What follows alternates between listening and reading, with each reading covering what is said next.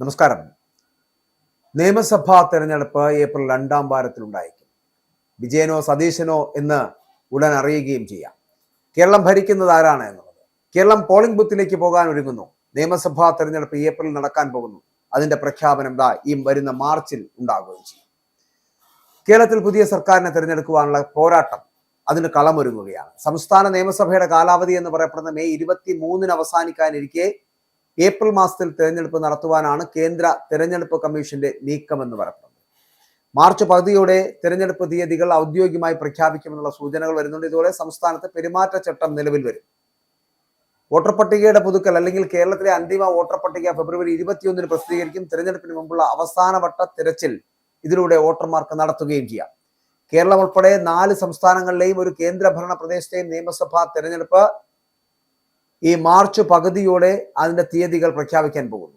April മാസത്തിൽ വിവിധ ഘട്ടങ്ങളിലായിട്ട് തെരഞ്ഞെടുപ്പ് നടത്തുവാനാണ് കേന്ദ്ര തെരഞ്ഞെടുപ്പ് കമ്മീഷന്റെ പദ്ധതി എന്ന് ഔദ്യോഗിക വൃത്തങ്ങൾ സൂചന നൽകുന്നു. മാർച്ച് പകുതിയോടെ ഔദ്യോഗിക വിജ്ഞാപനം പുറത്തിറങ്ങുമെന്നാണ് പ്രതീക്ഷിക്കപ്പെടുന്നത്.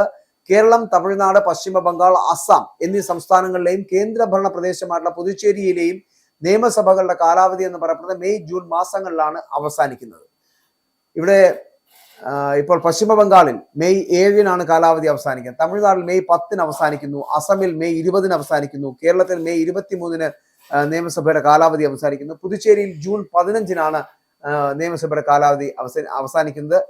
തെരഞ്ഞെടുപ്പ് ഒരുക്കങ്ങൾ നേരിട്ട് വിലയിരുത്തുന്നതിനായിട്ട് ഇലക്ഷൻ കമ്മീഷൻ അംഗങ്ങളുടെ സന്ദർശനം ഇതിനകം തന്നെ ആരംഭിച്ചു കഴിഞ്ഞിട്ടുണ്ട്. സംഘം ഇപ്പോൾ അസമിലാണുള്ളത്. കഴിഞ്ഞ തവണ പശ്ചിമ ബംഗാളിൽ 8 ഘട്ടങ്ങളിലായിട്ടാണ് വോട്ടെടുപ്പ് നടന്നത്. അസമിൽ 2 ഘട്ടങ്ങളായിട്ടും കേരളം, തമിഴ്നാട്, പുതുച്ചേരി എന്നിവിടങ്ങളിൽ ഒറ്റഘട്ടമായി വോട്ടെടുപ്പ് പൂർത്തിയാക്കുന്ന ഒരു സാഹചര്യം ഉണ്ടായിരുന്നു.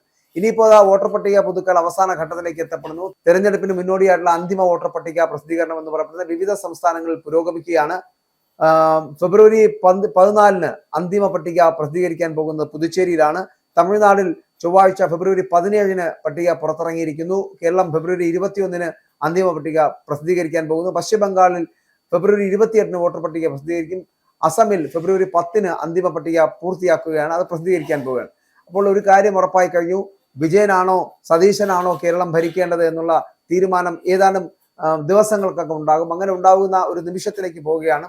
കാരണം കേരളത്തിലേക്ക് പുതിയൊരു തെരഞ്ഞെടുപ്പ് നടക്കാൻ പോകുന്നു. ആ തെരഞ്ഞെടുപ്പിൽ LDF-നാണോ UDF-നാണോ മുൻതൂക്കം എന്നുള്ളതിനെ കുറിച്ച് വലിയ വാർത്തകൾ വരുന്നുണ്ട്. പക്ഷേ സർവേ ഫലങ്ങളെല്ലാം UDF-ന് അനുകൂലമാകുന്ന ഒരു സ്ഥിതിവിശേഷത്തിലേക്ക് എത്തുമ്പോൾ VD സതീശന്റെ പുതുയുഗ യാത്ര അങ്ങ് കാസർഗോഡ് നിന്ന് ഇങ്ങ് തിരുവനന്തപുരത്ത് എത്തിച്ചേരുമ്പോൾ വലിയ മാറ്റങ്ങൾ ഉണ്ടാകുമെന്നുള്ള പ്രതീക്ഷയിലാണ് അവരുടെ യാത്ര. അപ്പോൾ അതുകൊണ്ട് തന്നെയാണ് നിയമസഭാ തെരഞ്ഞെടുപ്പ് അടുത്തിരിക്കുന്ന ഈ സാഹചര്യത്തിൽ വരുന്ന തെരഞ്ഞെടുപ്പിൽ LDF-നാണോ UDF-നാണോ മുന്നേറ്റം എന്നുള്ളത് ജനങ്ങൾ വിധി എഴുതുന്നതാണ്. പക്ഷേ ഞാൻ പറഞ്ഞ ചില സർവേ ഫലങ്ങളുടെ സൂചന എന്ന് പറയപ്പെടുന്നത് UDF-ന് അനുകൂലമാണ് എങ്കിൽ കൂടിയും വരാനിരിക്കുന്ന തിരഞ്ഞെടുപ്പിൽ നടത്തിവെച്ച വികസനങ്ങൾ പൂർത്തിയാക്കുന്നതിന് LDF-നെ ഒരിക്കൽ കൂടി അധികാരത്തിലേറ്റണം എന്നുള്ള അവരുടെ വാദഗതികൾ എത്രത്തോളം ജനങ്ങൾ സ്വീകരിക്കുമെന്നറിയില്ല. ഇനി അഥവാ അങ്ങനെ സ്വീകരിക്കുകയാണെങ്കിൽ അത് വിജയന് ഗുണകരമാകും. LDF-ന് വീണ്ടും തിരികെ വരാൻ കഴിയും. അതല്ല, പുതുയുഗ യാത്രയിലൂടെ സതീശന് ജനങ്ങളുടെ ഹൃദയങ്ങളിൽ സ്ഥാനം നേടിയെടുക്കുവാൻ കഴിയുകയാണ് എന്നുണ്ടെങ്കിൽ കേരളത്തിന്റെ മുഖ്യമന്ത്രിയായിട്ട് VD സതീശൻ തന്നെ എത്തുന്ന ഒരു സാഹചര്യത്തിലേക്ക് എത്തും. അത് ഹൈക്കമാൻഡും ഉറപ്പു നൽകുന്ന ഒരു കാര്യമാണ്.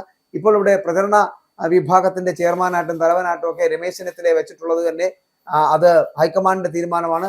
പക്ഷെ അതിന് പിന്നിൽ അദ്ദേഹത്തിന് ചെയർമാൻ പദവി കൊടുത്തതുകൊണ്ട് മുഖ്യമന്ത്രി ആക്കാം എന്നുള്ളൊരു സാഹചര്യം ഒന്നും അവിടെ നിലവില്ല. എന്നാൽ അതേസമയം പുതിയ യാത്രയുമായിട്ട് അങ്ങ് കാസർഗോഡ് മുതൽ ഈ പാറശാല വരെ സതീശൻ നടത്തുന്ന യാത്ര എന്ന് പറയപ്പെടുന്നത് അത് വളരെ ഗൗരവമുള്ള യാത്രയാണ്. അത് മനസ്സിലാക്കിക്കൊണ്ട് തന്നെയാണ് AICC രമേശ് ചെന്നിത്തലയെ ഇവിടെ പ്രചരണ വിഭാഗത്തിന് തലവനാക്കിയിരിക്കുന്നത്. അല്ലാതെ മുഖ്യമന്ത്രിയാക്കാൻ വേണ്ടിയിട്ടല്ല. മുഖ്യമന്ത്രിയാക്കുന്നുണ്ട് എങ്കിൽ അതിനുള്ള ഒന്നാമത്തെ പേരുകാരൻ VD സതീശൻ തന്നെയായിരിക്കും. UDF-ന്റെയും ഹൈക്കമാൻഡിന്റെയും തീരുമാനം അതായിരിക്കും. അതുകൊണ്ട് തന്നെ ഇപ്പോൾ നടത്തുന്ന ഈ യാത്ര എന്ന് പറയപ്പെടുന്നത് തിരുവനന്തപുരത്ത് എത്തിച്ചേരുമ്പോൾ VD സതീശന്റെ മൈലേജ് ഒരല്പം കൂടി ഉയരുമെന്നുള്ള കാര്യത്തിൽ തർക്കമില്ല.